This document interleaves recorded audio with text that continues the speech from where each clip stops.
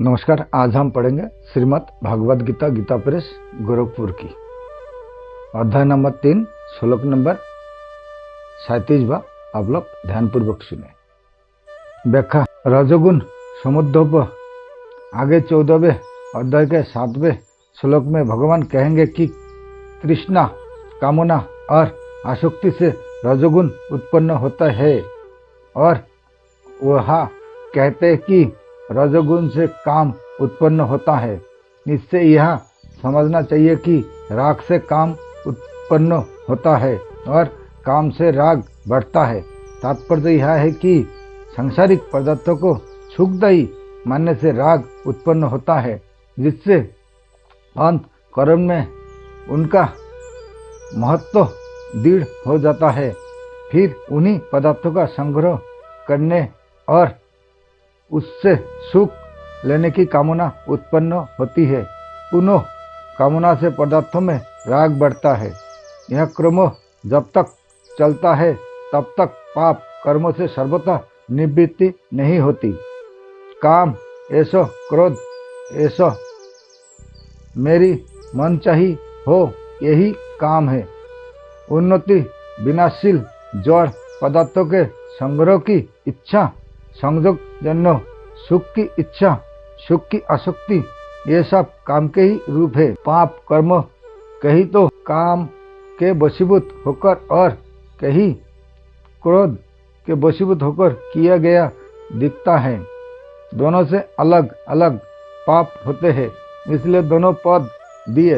वास्तव में काम अर्थात उन्नति, विनाशशील पदार्थों की कामना, प्रियता, आकर्षण ही समस्त पाप का मूल है। कामना में बाधा लगने पर काम ही क्रोध में परिणत हो जाता है। इसलिए भगवान ने एक कामना को ही पापों का मूल बताने के लिए उपयुक्त पदों में एक वचन का प्रयोग किया है। कामना की पूर्ति होने पर लोभ उत्पन्न होता है और कामना में बाधा पहुंचने पर, बाधा पहुंचाने वाले पर क्रोध उत्पन्न होता है। यदि बाधा पहुंचाने वाला अपने से अधिक बलवान हो तो क्रोध उत्पन्न ना होकर भय उत्पन्न होता है। इसलिए गीता में कहीं कहीं कामना और क्रोध के साथ साथ भयभीत भी बातें आई है। जैसे कामना संपूर्ण पापों, संतापों, दुखों आदि की जड़ है। कामना वाले व्यक्ति को जागृत में सुख मिलना तो दूर रहा, सपनों में भी कभी सुख नहीं मिलता। काम अच्छा सुख सपने हो नहीं। मनुष्य जो चाहते हैं वह ना हो और जो नहीं चाहते वह हो जाए, इसी को दुख कहते हैं। यदि चाहते और नहीं चाहते को छोड़ दे तो फिर दुख है ही कहाँ। नाजवान पदार्थों की इच्छा ही कामना कहलाती है। अविनाशी परमात्मा की इच्छा कामना के समान पतित होती हुए भी वास्तव में कामना नहीं है, क्योंकि उत्पत्ति विनाशशील पदार्थों की कामना कभी पूरी नहीं होती, प्रस्तुत बढ़ती ही रहती है। पर परमात्मा की इच्छा परमात्मा तत्व प्राप्ति होने पर पूरी हो जाती है। दूसरी बात, कामना अपने से भिन्न वस्तु की होती है और परमात्मा अपने से अभिन्न है। इसी प्रकार सेवा, कर्मयोग, तत्वज्ञान, ज्ञान योग और भगवत प्रेम, भक्ति योग की इच्छा भी कामना नहीं है। परमात्मा प्राप्ति की इच्छा वास्तव में जीवन की वास्तविक आवश्यकता, भूख है। जीव को आवश्यकता तो परमात्मा की है, पर विवेक के दब जाने पर वह नाजवान पदार्थों की कामना करने लगता है। एक शंका हो सकती है कि कामना के बिना संसार का कार्य कैसे चलेगा। इसका समाधान यह है कि संसार का कार्य वस्तुओं से, क्रियाओं से चलता है, मन की कामना से नहीं। वस्तुओं का संबंध कर्मों से होता है, चाहे वे कर्म पूर्व के संबंध हो अथवा वर्तमान के उद्योग कर्मों बाहर के होते हैं और कामनाएं भीतर की बाहर की कर्मों का फल भी वस्तु परिस्थिति आदि के रूप में बाहरी होता है। कामना संबंध फल पदार्थ परिस्थिति आदि की प्राप्ति के साथ है ही नहीं। जो वस्तु कर्म के अधीन है वह कामना करने से कैसे प्राप्त हो सकती है। संसार में देखते हैं कि धन की कामना होने पर भी लोगों की दरिद्रता नहीं मिटती। जीवात्मक महापुरुषों की छोड़कर शेष सभी व्यक्ति जीने की कामना रखते हुए ही मरते हैं। कामना करे या ना करे, जो फल मिलने वाला है वह तो मिलेगा ही। तात्पर्य यह है कि जो होने वाला है वह भी तो होकर ही रहेगा और जो नहीं होने वाला है वह कभी नहीं होगा, चाहे उसकी कामना करे या ना करे। जैसे कामना ना करने पर भी प्रतिकूल परिस्थिति आ जाती है, ऐसे ही कामना ना करने पर अनुकूल परिस्थिति भी आएगी ही। रोग की कामना किए बिना भी रोग आता है और कामना किए बिना भी निरोगता रहती है। निंदा अपमान की कामना ना करने पर भी निंदा अपमान होते हैं और कामना किए बिना भी प्रशंसा सम्मान होते हैं। जैसे प्रतिकूल परिस्थिति की कर्म का फल है, ऐसे ही अनुकूल परिस्थिति भी कर्म का ही फल है। इसलिए वस्तु परिस्थिति आदि का प्राप्त होना अथवा ना होना कर्म से संबंध रखता है, कामना से नहीं। कामना तत्कालिक सुख की भी होती है और भावी सुख की भी। भोग और संग्रह की इच्छा तत्कालिक सुख की कामना है और कर्मफल प्राप्ति की इच्छा भावी सुख की कामना है। इन दोनों ही कामनाओं में दुख ही दुख है, कारण कि कामना केवल वर्तमान में ही दुख नहीं देती, प्रस्तुत भावी जन्मों में कारण होने के भविष्य में भी दुख देती है। इसलिए इन दोनों ही कामनाओं का त्याग करना चाहिए। कर्म और विकर्म, निर्दिष्ट कर्म दोनों ही कामना के कारण होते हैं। कामना के कारण कर्म होते हैं और कामना के अधिक बढ़ने पर विकर्म होते हैं। कामना के कारण ही असत में आसक्ति दृढ़ होती है। कामना ना रहने से असत से संबंध विच्छेद हो जाता है। कामना पूरी हो जाने पर हम उसी अवस्था में आ जाते हैं जिस अवस्था में हम कामना उत्पन्न होने से पहले थे।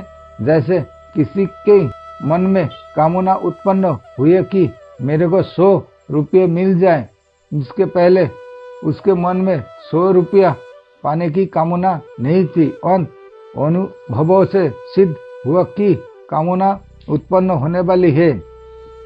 जब तक 100 रुपये की कामना उत्पन्न नहीं हुई थी तब तक निष्कामता की स्थिति थी। उद्योग करने पर यदि प्रारब्ध वशात 100 रुपये मिल जाए तो वही निष्कामता की स्थिति पुनः आ जाती है।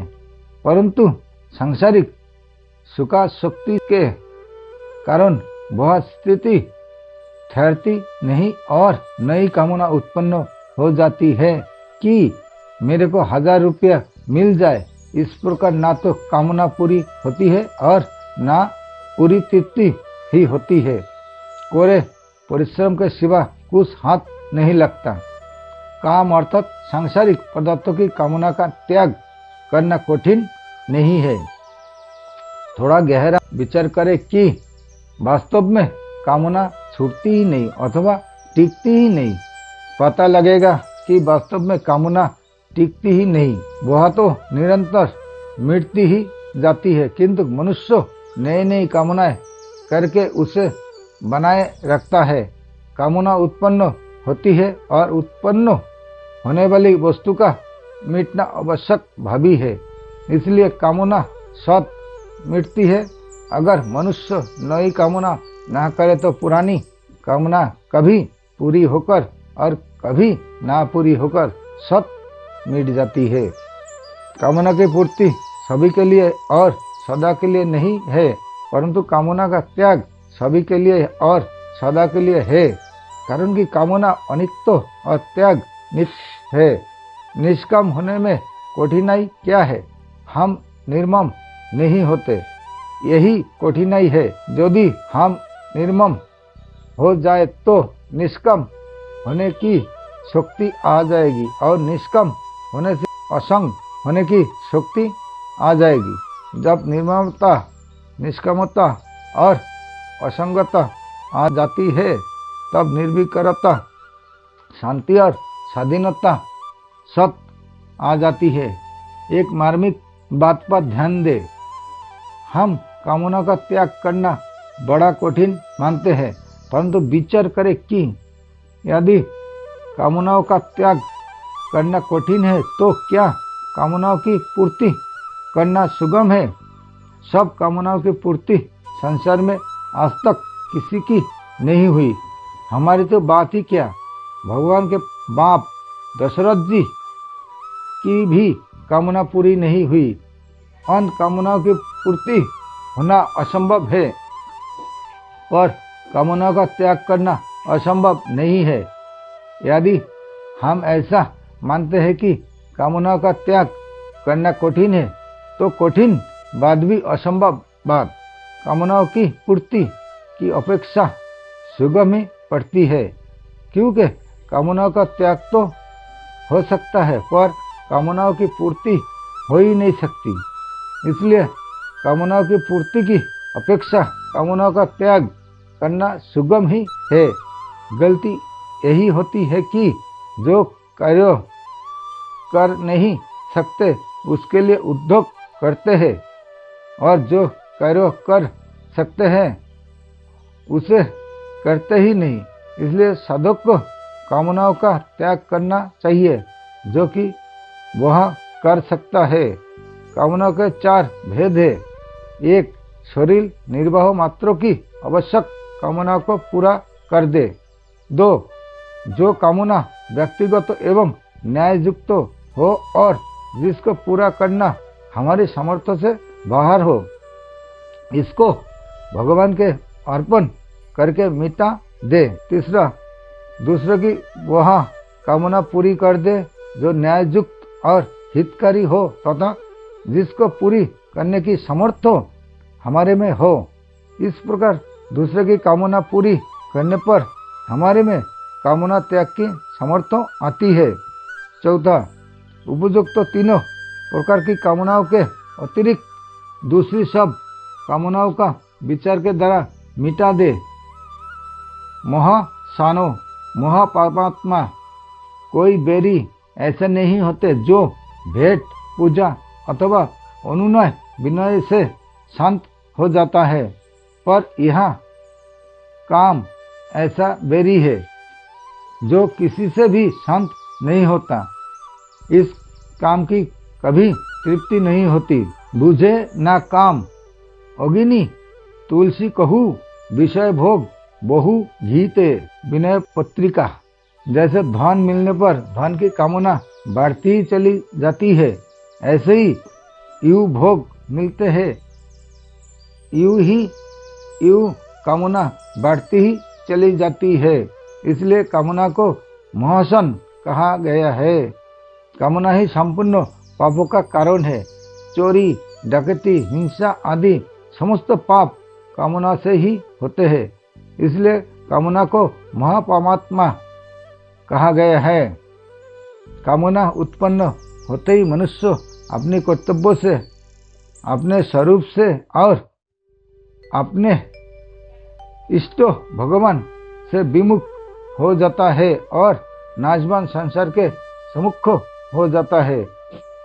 नाजबान के सम्मुख होने से पाप होते हैं और पापों के फलस्वरूप नरक में तथा नीचे जोनि की प्राप्ति होती है। संयोग जन्य सुख की कामना से ही संसार सत्य पतित होते हैं और प्रति क्षण बदलने वाली शरीरादि पदार्थ स्थित दिखाई देते हैं। सांसारिक पदार्थों को स्थित मानने से ही मनुष्य उससे सुख भोगता है और उनकी इच्छा करता है। सुख भोगने के समय संसार की क्षणभंगुरता की और दृष्टि नहीं जाती और मनुष्य भोग्य तथा अपने को भी स्थित दिखता है, जो प्रतिक्षण मर रहा है, नष्ट हो रहा है। उस संसार से सुख लेने की इच्छा कैसे हो सकती है? पर संसार प्रतिक्षण मर रहा है। इस जानकारी का तिरस्कार करने से ही सांसारिक सुख भोग की इच्छा होती है। चलचित्र सिनेमा में पके हुए अंगूर दिखने पर भी उन्हें खाने की इच्छा नहीं होती। यदि होती है तो सिद्ध हुआ कि हमने उसे स्थिर माना है। परिवर्तनशील संसार को स्थिर मानने से वास्तव में जो स्थिर तत्व है उस परमात्मा तत्व की तरफ अथवा अपने स्वरूप की तरफ दृष्टि जाती ही नहीं। उधर दृष्टि ना जाने से मनुष्य उससे विमुख होकर नाशवान सुख भोग में फंस जाते हैं। इससे सिद्ध होता है कि वास्तविक तत्व से विमुख हुए बिना कोई सांसारिक भोग भोगा ही नहीं जा सकता और राग पूर्वक सांसारिक भोग भोगने से मनुष्य परमात्मा से विमुख हो ही जाता है।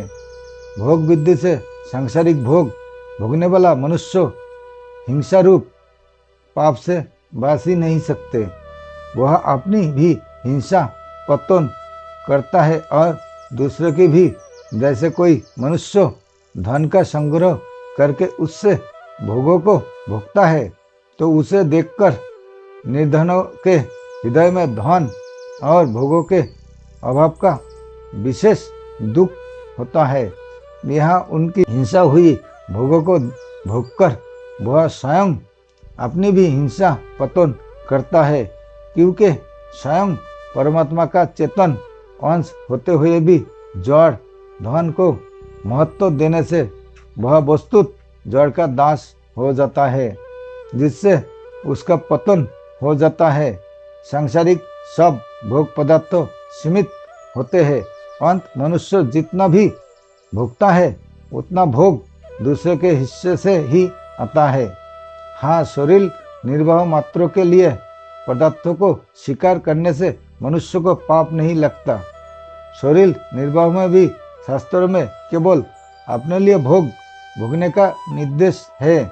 अपने माता पिता गुरु बालक स्त्री विधो आदि को शरीर निर्वाह के पदार्थ पहले देकर फिर स्वयं लेने चाहिए।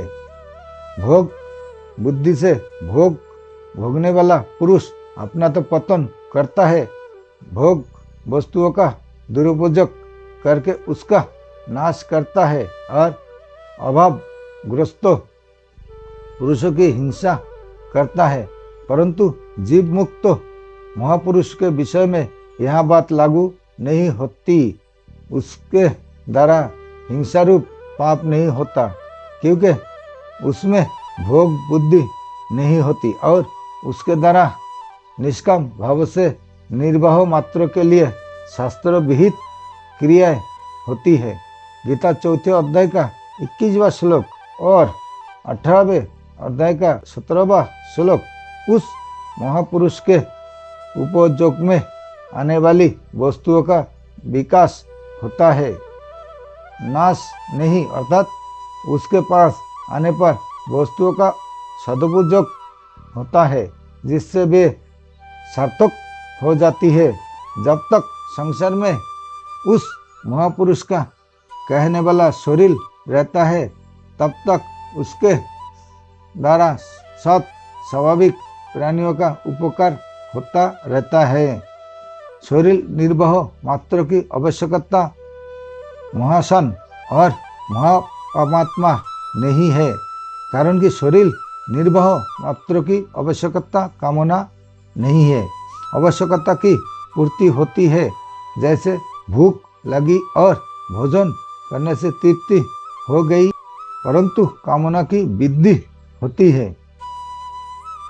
यद्यपि वास्तव में सांसारिक पदार्थों की कामना का त्याग होने पर ही सुख शांति का अनुभव होता है। तथापि मनुष्य अज्ञानवश पदार्थों से सुख का होना मान लेता है। इस प्रकार मनुष्य ने पदार्थों की कामनाओं को सुख का कारण मानकर उसे अपना मित्र और हितैषी मान रखा है। इस मान्यता के कारण कामना कभी मिटती नहीं। इसलिए भगवान यह कहते हैं कि इस कामना को अपना मित्र नहीं प्रस्तुत बैरी जानो। कामना मनुष्य की बैरी इसलिए है कि यह मनुष्य के विवेक को ढककर उसे पापों में प्रवृत्त कर देती है। संसार के संपूर्ण पापों दुखों नरकों को आदि के मूल में एक कामना ही है। इस लोक और परलोक में जहाँ कोई दुख पा रहा है उसमें असत की कामना ही कारण है। कामना से जब सब प्रकार के दुख होते हैं और सुख कोई सा भी नहीं होता। विशेष बात, कामना को नष्ट करने का मुख्य और सरल उपाय है दूसरे की सेवा करना, उन्हें सुख पहुंचाना। अन्य शरीरधारी तो दूसरे है ही, अपने कहलाने वाला शरीर, इंद्रिया, मन, बुद्धि और प्राण भी दूसरे ही है। और इनका निर्वाह भी सेवा बुद्धि से करना है, भोग बुद्धि से नहीं। इनसे सुख नहीं लेना है। कर्मयोग में स्थूल शरीर से होने वाली क्रिया, सूक्ष्म शरीर से होने वाला चिंतन और कारण शरीर से होने वाली स्थिरता तीनों ही अपने लिए नहीं है, प्रस्तुत संसार के लिए ही है। कारण कि शरीर की स्थूल संसार के साथ, सूक्ष्म शरीर की सूक्ष्म संसार के साथ और कारण शरीर की कारण संसार के साथ एकता है। अंत शरीर पदार्थों और क्रिया से दूसरों की सेवा करना तो उचित है, पर अपने में सेवकपन का अभिमान करना अनुचित है। सूक्ष्म शरीर से परहित चिंतन करना तो उचित है, पर उससे सुख लेना अनुचित है। कारण शरीर से स्थित होना तो उचित है, पर स्थिरता का सुख लेना अनुचित है। इस प्रकार सुख ना लेने से फल की आसक्ति मिट जाती है। फल की आसक्ति मिटने पर कर्म की आसक्ति सुगमता पूर्वक मिट जाती है। मेरा आदेश चले, अमुक व्यक्ति मेरी आज्ञा में चले, अमुक वस्तु मेरे काम आ जाए, मेरी बात रहा जाए, ये सब कामना के ही स्वरूप है। उत्पत्ति विनाशशील असत संसार से कुछ लेने की कामना महान अनर्थ करने वाली है। दूसरों की न्याययुक्त कामना, जिसमें दूसरे का हित हो और जिसे पुण्य करने की सामर्थ्य हमारे में हो, को पूरी करने से अपने में कामना के त्याग का बल आ जाता है। दूसरे की कामना पूरी ना भी कर सके तो भी हृदय में पूरी करने का भाव रखना ही चाहिए। तदात्मा अहोता अपने को शरीर मानना, ममता शरीरादि पदार्थों को अपना मानना और कामना अमुक वस्तु मिल जाए ऐसा भाव, इन तीनों से ही जीव संसार में बचता है। तदात्मा से परिच्छिन्नता, ममता से विकार और कामना से अशांति पैदा होती है। कामना के त्याग से ममता और ममता के त्याग से तदात्मा मिटता है। कर्मयोगी सिद्धांत से इसमें किसी के भी साथ अपना संबंध नहीं मानता, क्योंकि वह शरीर, इंद्रिय, मन, बुद्धि, अहम पदार्थों आदि किसी को भी अपना और अपने लिए नहीं मानता।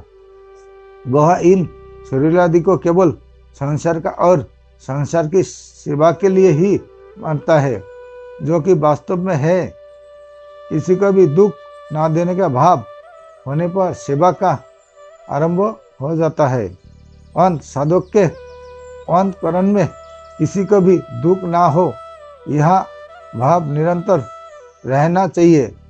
भूल से अपने कारण किसी को दुख हो भी जाए तो उससे क्षमा मांग लेनी चाहिए। वह क्षमा ना करे तो भी कोई डर नहीं, कारण कि सच्चे हृदय से क्षमा मांगने वाले की क्षमा भगवान की ओर से सत होती है। सेवा करने से साधक सदा सावधान रहे कि कहीं सेवा के बदले में कुछ लेने का भाव उसमें ना आ जाए। इस प्रकार सेवा करने से कामरूप वैरी सुगमतापूर्वक नष्ट हो जाता है। परिशिष्ट भाव वस्तु, व्यक्ति और क्रियाएं सुख चाहने का नाम काम है। इस काम रूप एक दोष में अनंत दोष, अनंत विकार, अनंत पाप भरे हुए हैं। अंत जब तक मनुष्य के भीतर काम है तब तक वह सर्वथा निर्दोष, निर्विकार, निष्पाप नहीं हो सकता है। अपने सुख के लिए कुछ चाहने से ही बुराई होती है। जो किसी से कुछ नहीं चाहता वह बुराई रहित हो जाता है। कर्मफल 3 प्रकार के होते हैं, इष्ट, अनिष्ट और मिश्र।